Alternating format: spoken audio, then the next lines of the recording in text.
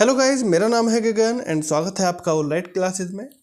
आज हम जो है अपना नया चैप्टर लेके आए हैं जिसका नाम है reflection and refraction. I hope कि आपने केमिस्ट्री के सभी लेक्चर्स काफ़ी अच्छे से देख लिए होंगे और आज हम नया अपना चैप्टर लेके चलते हैं। और ये चैप्टर ऐसा है कि बहुत इजी चैप्टर है और यहाँ से स्कोरिंग भी आप अपना कर सकते हो अच्छा खासा, है ना। तो चलिएगा शुरुआत करते हैं सबसे पहले लाइट की कि आखिर लाइट क्या होता है ना। सबसे पहले बात करते हैं लाइट की कि कोई भी जो ऑब्जेक्ट होती है बेटा, तो वो आपको लाइट की वजह से ही दिखाई देती है। अगर लाइट ना होती तो क्या हम कोई ऑब्जेक्ट देख पाते? जी नहीं। अगर लाइट ना होती तो हम कोई भी ऑब्जेक्ट नहीं देख पाते, है ना। तो बड़ा सिंपल है, देखो जरा। लाइट क्या है बेटा? एक फॉर्म है किसकी? एनर्जी की। लाइट एक फॉर्म है किसकी? एक एनर्जी की फॉर्म है जिसकी वजह से हम क्या कर पाते हैं? कोई भी ऑब्जेक्ट को देख पाते हैं। और सिंपल सी चीज़, अगर मैं बात करूं रिफ्लेक्शन की, तो अगर रिफ्लेक्शन होगा तभी हम लाइट को देख पाएंगे। जैसे मान के चलो ये आपका कोई भी एक चिंटू लाल खड़ा हुआ है, अगर ये यहाँ पे है आपका सन, अगर यहाँ से कोई लाइट आएगी और लाइट आने के बाद आपकी आंखों पे टकरा के वापस चली जाएगी, तो उसकी वजह से ही आप लाइट को देख पाओगे। अगर रिफ्लेक्शन नहीं होगा तो आप बगैर रिफ्लेक्शन के लाइट को नहीं देख पाओगे। तो क्या है रिफ्लेक्शन? रिफ्लेक्शन सिंपल सी चीज़ है, the bouncing back of light when they strike a smooth surface is called reflection. यानी कि लाइट का किसी भी मीडियम से किसी भी स्मूथ सरफेस से टकरा के वापस चले जाना, वही होता है आपका लाइट। ठीक है। उसके बाद हम बात करते हैं लॉज ऑफ रिफ्लेक्शन की। तो केवल दो लॉज हैं जो आपको ध्यान रखने हैं। जैसे मान के चलो ये आपका एक सन है यहाँ पर, और सन से आपका क्या हुआ बेटा? ये लाइट आ रही है, तो ये लाइट आई, इस लाइट को बोला जाता है बेटा इंसिडेंट रे। क्या बोलते हैं इसको? इस लाइट रे को बोलते हैं इंसिडेंट रे। और ये जो टकरा के वापस चली गई, इसको बोला जाता है रिफ्लेक्टेड रे। ठीक है। तो इंसिडेंट रे, रिफ्लेक्टेड रे, और ये जो बीच में आप देख रहे हो ये आपका परपेंडिकुलर है, इसको कहा जाता है नॉर्मल। तो अगर ये आपका किसी भी सरफेस से 90 डिग्री का एंगल बना रहा है तो इसको बोलेंगे बेटा हम नॉर्मल। और ये जो तीनों होते हैं बेटा, नॉर्मल, इंसिडेंट रे और रिफ्लेक्टेड रे, सारे के सारे बेटा एक ही पॉइंट पे लाई करते हैं। ठीक है। अच्छा, इंसिडेंट रे और नॉर्मल बेटा जो एंगल बनाता है उसी को कहा जाता है एंगल आई। ठीक है। उसके बाद जब ये रिफ्लेक्टेड रे नॉर्मल के साथ जो एंगल बनाती है उसको कहा जाता है एंगल आर, यानी कि रिफ्लेक्शन एंगल। तो एंगल ऑफ रिफ्लेक्शन बराबर होता है बेटा किसके? एंगल ऑफ रिफ्लेक्शन के। तो सब दो लॉज आपको याद रखने हैं कि एंगल आई बराबर होता है एंगल आर के, यानी कि angle of reflection equal to incidence angle. ठीक है। उसके बाद बेटा इंसिडेंट रे, रिफ्लेक्टेड रे और जो नॉर्मल होते हैं सारे के सारे बेटा एक ही प्लेन पे लाई करते हैं, ये हमने आपको बता दिया है। उसके बाद बेटा बात करते हैं मिरर्स की। तो मिरर बेटा कितने टाइप के होते हैं? तो मिरर्स आपके बेटा दो टाइप के होते हैं। ठीक है। एक होता है कॉनकेव मिरर और एक होता है आपका कन्वेक्स मिरर। ये आपके टाइप्स हैं स्फेरिकल मिरर के। और जैसा कि हमने आपको बताया मिरर दो टाइप के होते हैं, एक तो स्फेरिकल मिरर और दूसरा आपका होता है बेटा प्लेन मिरर। ठीक है। और स्फेरिकल मिरर के भी दो टाइप होते हैं, एक कॉनकेव मिरर और एक आपका कॉन्वेक्स मिरर। अच्छा, इनकी खासियत क्या है बेटा? ये जो कॉनकेव मिरर होता है ये किसी भी ऑब्जेक्ट को बड़ा करके दिखाता है। क्या दिखाता है? किसी भी ऑब्जेक्ट को बड़ा करके दिखाने का काम किसका है? कॉनकेव मिरर का। और किसी भी ऑब्जेक्ट को कॉन्वेक्स मिरर छोटी करके दिखाएगा। क्या दिखाएगा बेटा? छोटी करके दिखाएगा, है ना। तो अगर मैं आपसे कहूँ बेटा जो इसका रिफ्लेक्टिंग सरफेस होता है बेटा वो अंदर की ओर कर्व्ड होता है, और जबकि कॉन्वेक्स मिरर में बेटा क्या होता है? इसका रिफ्लेक्टिंग सरफेस आउटवर्ड डायरेक्शन में कर्व्ड होता है। ठीक है। अब जैसे मैं आपसे देखूं, अगर ये आपका कौन सा मिरर है, क्या आप बता पाओगे? हाँ, देखो सबसे पहले अगर जब तक का इसके अंदर पॉलिश नहीं लगी होगी, तो तब तक आप पहचान नहीं कर पाओगे कि कौन सा मिरर है। अगर मैं इस मिरर की बात करूं बेटा, इसके बैकग्राउंड में क्या लगा हुआ है, पॉलिश लगा हुआ है। और ये किसकी पॉलिश होती है, ये आपकी सिल्वर की पॉलिश होती है। किसकी पॉलिश होती है बेटा, सिल्वर की कोटिंग लगी हुई होती है इसके।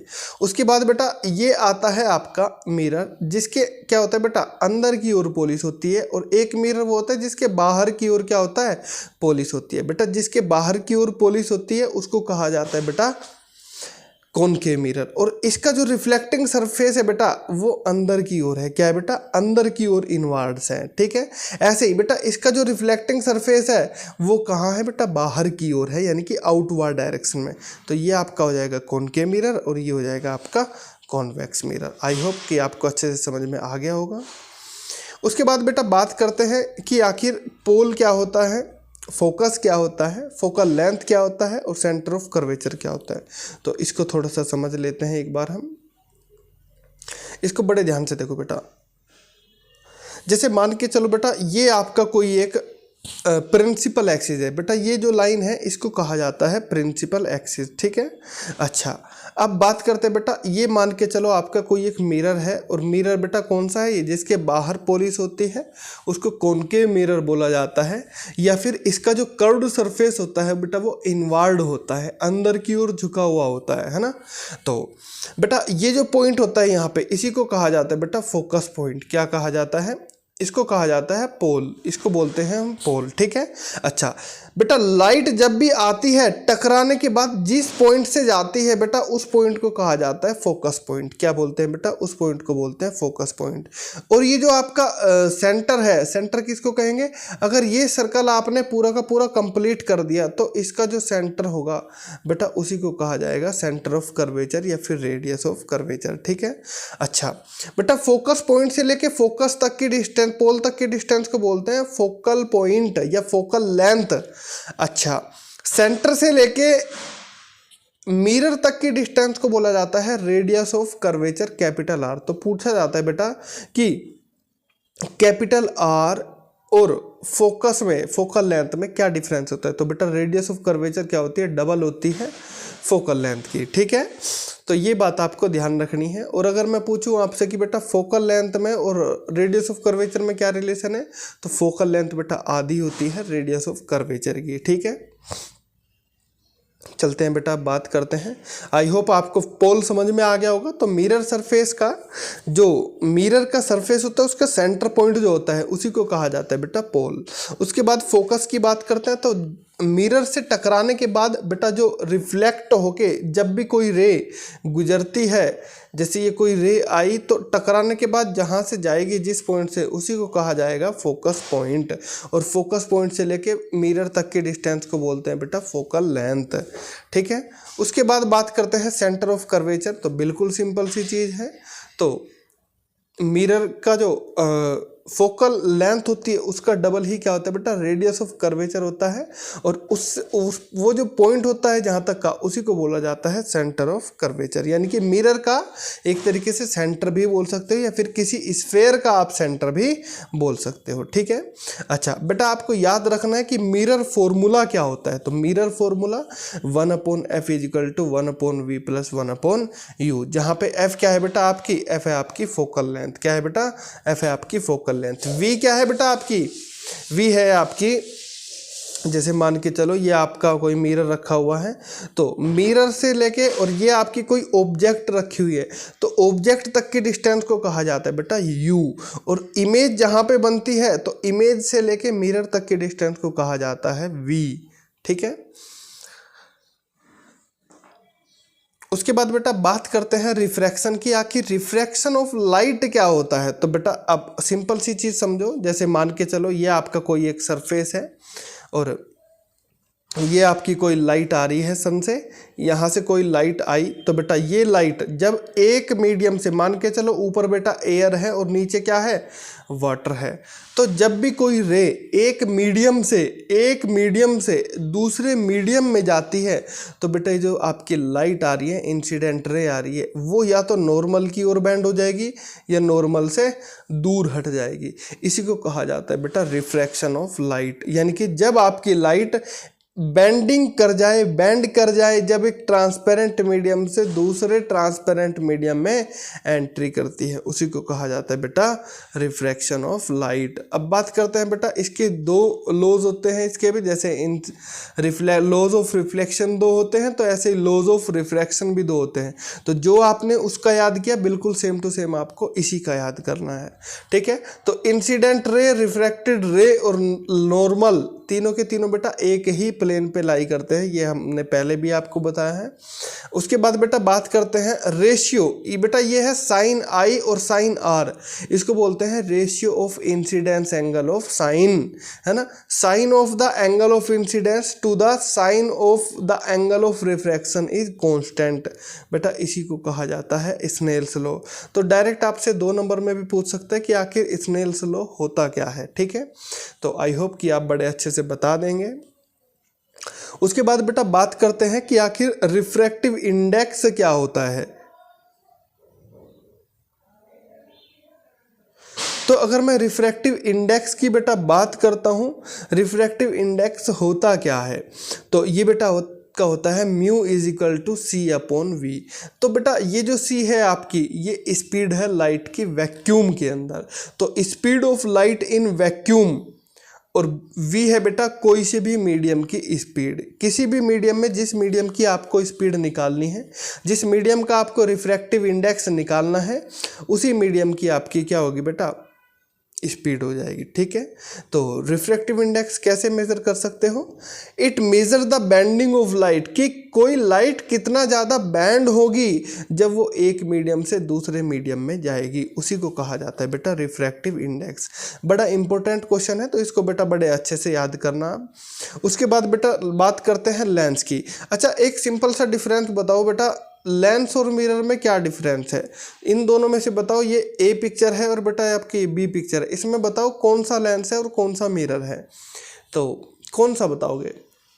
तो बेटा जिसके बैक साइड में पॉलिश रहे उसको कहा जाता है मिरर, और जो बेटा प्लेन रहता है, जैसे आप गोगल चश्मा पहनते हो आप, तो वह आपका क्या है एक लेंस है, यानी कि लेंस के आप आर पार देख सकते हो बड़े इजीली, है ना, बट मिरर के आप आर पार नहीं देख सकते। मिरर से अगर कोई भी लाइट पास होती है, कोई लाइट आएगी तो बेटा टकरा के वो वापस चली जाएगी। लेकिन बेटा अगर मैं बात करता हूँ लेंस से, तो लेंस के बेटा लाइट क्या हो जाती है आर पार हो जाती है, ठीक है। कॉन्वेक्स लेंस की बात करते हैं तो बेटा कॉन्वेक्स लेंस आपका इस तरीके का होता है, यानी कि बीच से क्या होता है बेटा ये थिक होता है और एज से क्या होता है ये थिन होता है, ठीक है। उसके बाद बात करते हैं बेटा कॉनकेव लेंस की। तो कॉनकेव लेंस कैसा होता है बेटा, कॉनकेव लेंस कुछ नहीं होता, आप दो इस तरीके से करो ऐसे, तो ये आपका बन जाएगा क्या कॉनकेव। ये बेटा क्या होता है बीच से क्या होता है, मिडिल से क्या होता है बेटा बारीक होता है, और एंड साइड से क्या होता है बेटा ये थिक होता है, यानी कि मोटा होता है, ठीक है। आई होप आप इसको बड़े आसानी से याद रख लोगे। उसके बाद बेटा लेंस फॉर्मूला भी आपको याद रखना है, जो आपने याद किया था मिरर फॉर्मूले में, तो कुछ नहीं करना, बस यहाँ पर वहाँ पर प्लस लगाया था तो यहाँ पर आपको केवल और केवल माइनस लगा देना है। और आपको मैग्निफिकेशन याद रखनी कि आखिर मैग्निफिकेशन क्या होती है। बेटा मैग्निफिकेशन की अगर मैं बात करूँ, कोई मिरर या कोई लेंस कोई ऑब्जेक्ट को कितनी बड़ी या छोटी करके दिखा पा रहा है बेटा, वही उसकी क्या होती है मैग्निफिकेशन होती है।